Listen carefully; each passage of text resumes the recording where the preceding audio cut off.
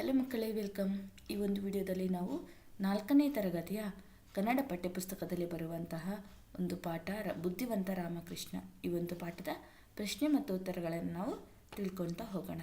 Okay, ಅದಕ್ಕೂ ಮೊದಲು ನೀವೇನಾದರೂ ಫಸ್ಟ್ ಟೈಮ್ ನಮ್ಮ ಚಾನಲ್ನ ನೋಡ್ತಿದ್ರೆ ಪ್ಲೀಸ್ ಸಬ್ಸ್ಕ್ರೈಬ್ ಮಾಡ್ಕೊಳ್ಳಿ. ಓಕೆ, ಈಗ ಸ್ಟಾರ್ಟ್ ಮಾಡೋಣ. ಒಂದೊಂದು ವಾಕ್ಯದಲ್ಲಿ ಉತ್ತರ ಬರೆಯಿರಿ. ಮೊದಲೇ ಪ್ರಶ್ನೆ, ಕೃಷ್ಣದೇವರನ ಆಸ್ಥಾನಕ್ಕೆ ಬಂದವರು ಯಾರು? ಉತ್ತರ, ಕೃಷ್ಣದೇವರಾಯನ ಆಸ್ಥಾನಕ್ಕೆ ಬಂದವರು ವಿದ್ಯಾಸಾಗರನೆಂಬ ಮಹಾನ್ ಪಂಡಿತ. ಎರಡನೇ ಪ್ರಶ್ನೆ, ವಿದ್ಯಾಸಾಗರನು ಕೃಷ್ಣದೇವರಾಯರಿಗೆ ಹಾಕಿದ ಸವಾಲು ಯಾವುದು? ಉತ್ತರ, ವಿದ್ಯಾಸಾಗರನು ಕೃಷ್ಣದೇವರಾಯರಿಗೆ ನಿಮ್ಮ ಆಸ್ಥಾನದ ಪಂಡಿತರೊಂದಿಗೆ ವಾದ ಮಾಡಲು ಬಂದಿದ್ದೇನೆ ಎಂಬ ಸವಾಲು ಹಾಕಿದನು. ಮೂರನೇ ಒಂದು ಪ್ರಶ್ನೆ, ವಿದ್ಯಾಸಾಗರನೊಂದಿಗೆ ವಾದ ಮಾಡಲು ಒಪ್ಪಿಕೊಂಡವರು ಯಾರು? ಉತ್ತರ, ವಿದ್ಯಾಸಾಗರನೊಂದಿಗೆ ವಾದ ಮಾಡಲು ಒಪ್ಪಿಕೊಂಡವರು ತೆನಾಲಿ ರಾಮಕೃಷ್ಣ. ಪ್ರಶ್ನೆ 4, ತೆನಾಲಿ ರಾಮಕೃಷ್ಣನು ವಾದಕ್ಕೆ ಯಾವ ಗ್ರಂಥವನ್ನು ಆರಿಸಿಕೊಂಡನು? ಉತ್ತರ, ತೆನಾಲಿ ರಾಮಕೃಷ್ಣನು ವಾದಕ್ಕೆ ತಿಲಕಾಷ್ಟ ಮಹಿಷಬಂಧನ ಎಂಬ ಗ್ರಂಥವನ್ನು ಆರಿಸಿಕೊಂಡನು. 2-3 ವಾಕ್ಯದಲ್ಲಿ ಉತ್ತರ ಬರೆಯಿರಿ. ಮೊದಲನೇ ಪ್ರಶ್ನೆ, ವಿದ್ಯಾಸಾಗರನು ಕೃಷ್ಣದೇವರಾಯನ ಆಸ್ಥಾನಕ್ಕೆ ಏಕೆ ಬಂದನು? ಉತ್ತರ, ವಿದ್ಯಾಸಾಗರನೆಂಬ ಮಹಾನ್ ಪಂಡಿತನ ಖ್ಯಾತಿ ಎಲ್ಲ ಕಡೆ ಹಬ್ಬಿತ್ತು. ಅವನು ಮಹಾಮೇಧಾವಿಯಾಗಿದ್ದನು.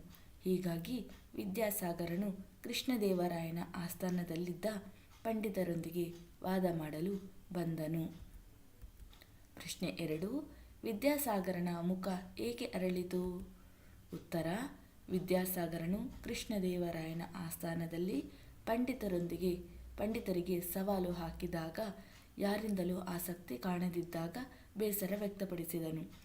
ಆಗ ತೆನಾಲಿ ರಾಮಕೃಷ್ಣನ ಎದ್ದು ನಿಂತು, ಇಷ್ಟು ಬೇಗನೆ ನೀವು ನಿಮ್ಮನ್ನು ಸೋಲಿಸುವ ಯಾವೊಬ್ಬ ಪಂಡಿತನೂ ಇಲ್ಲವೇ ಎಂಬ ತೀರ್ಮಾನಕ್ಕೆ ಬರಬೇಡಿ ಎಂದನು. ವಿದ್ಯಾಸಾಗರನು ಅವನತ್ತ ನೋಡಿ, ನೀವು ಯಾರು ಎಂದು ಕೇಳಿದನು. ನಾನು 1-2 ಗ್ರಂಥಗಳನ್ನು ಬರೆದಿದ್ದೇನೆ. ನನ್ನನ್ನು ತೆನಾಲಿ ರಾಮಕೃಷ್ಣ ಎನ್ನುತ್ತಾರೆ ಎಂದನು. ಆಗ ವಿದ್ಯಾಸಾಗರನು ತನ್ನ ಸವಾಲಿಗೆ ವಾದ ಮಾಡಲು ಒಬ್ಬರಾದರೂ ಇದ್ದಾರಲ್ಲ ಎಂದುಕೊಳ್ಳುತ್ತಾ ಮುಖ ಅರಳಿಸಿಕೊಂಡನು.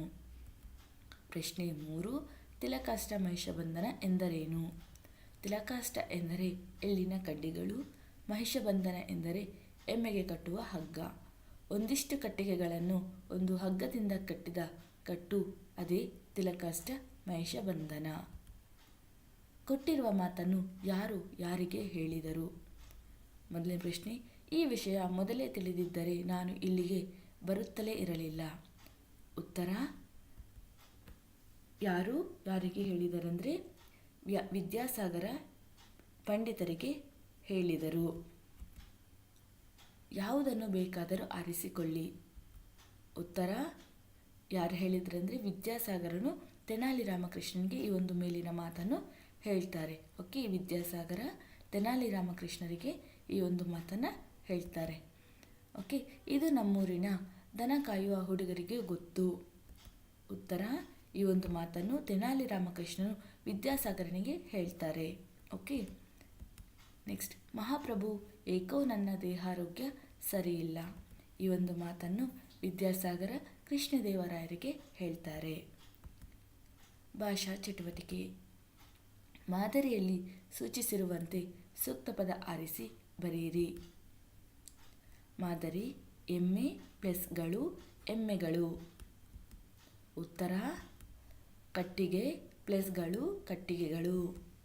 ಮುಖ ಪ್ಲಸ್ಗಳು ಮುಖಗಳು. ಗ್ರಂಥ ಪ್ಲಸ್ಗಳು ಗ್ರಂಥಗಳು. ಕಣ್ಣು ಪ್ಲಸ್ಗಳು ಕಣ್ಣುಗಳು. ಈ ಕೆಳಗಿನ ವಾಕ್ಯಗಳನ್ನು ಸರಿಪಡಿಸಿ ಬರೆಯಿರಿ. ನಾವು ಶಾಲೆಗೆ ಹೋಗುತ್ತೇವೆ. ಇದರ ಸರಿಯಾದ ವಾಕ್ಯ ಏನಂದರೆ, ನಾನು ಶಾಲೆಗೆ ಹೋಗುತ್ತೇನೆ ಅಥವಾ ನಾವು ಶಾಲೆಗೆ ಹೋಗುತ್ತೇವೆ. ಎರಡನೇ ಪ್ರಶ್ನೆ, ಶೀಲಾ ಕತೆ ಬರೆಯುತ್ತಾನೆ. ಇದರ ಸರಿಯಾದ ವಾಕ್ಯ, ಶೀಲಾ ಕತೆ ಬರೆಯುತ್ತಾಳೆ.